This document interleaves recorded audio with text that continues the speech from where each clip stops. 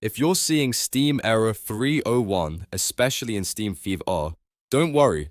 This usually means a key VR component is missing, blocked, or failing to start properly. In this video, I'll walk you through the fastest fixes step by step so you can get back into VR without guessing or wasting time. And if this tutorial helps, make sure to hit like and subscribe for more quick tech fixes just like this. First, let's start with the basics and check your hardware connections. Make sure every cable is seated firmly, including HDMI, DisplayPort, USB, and power connections. If you're using a VR headset, unplug the headset cables and reconnect them carefully.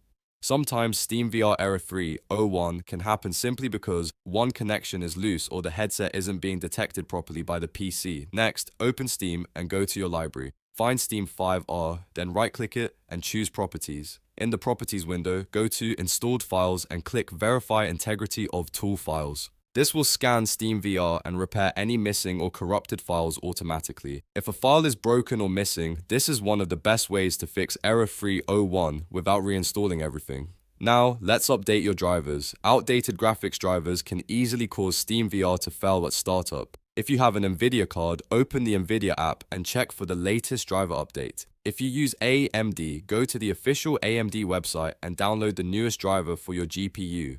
After that, open Device Manager on Windows and look under USB controllers. Right-click any USB device or controller and choose Update Driver if available. This can help fix headset communication issues and restore proper VR detection. Another common cause is USB power management. Windows sometimes turns off USB ports to save power, and that can interrupt your headset or tracking devices. To fix that, open Device Manager, expand Universal Serial Bus Controllers, and check each USB root hub or related device. Right-click it, select Properties, go to the Power Management tab, and uncheck the option that allows the computer to turn off this device to save power. Do this for any USB hubs or controllers related to your headset if the option is available.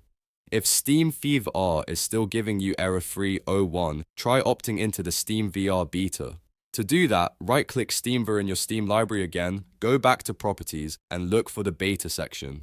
Join the SteamVR beta update if it's available. Sometimes the current stable version has a bug, and the beta branch includes a fix before it reaches everyone else. Now here's another very important step. Run Steam as an administrator. First, close Steam completely, make sure it's not running in the background, then right-click your Steam shortcut and choose Run as Administrator. This gives Steam and SteamVR the permissions they may need to register the VR runtime correctly, especially if Windows security settings are blocking background services. If you recently installed a Windows update and the error started right after that, this could be related to a blocked service or broken path registration. In that case, restarting your PC after updating drivers and verifying files can help clear out temporary conflicts.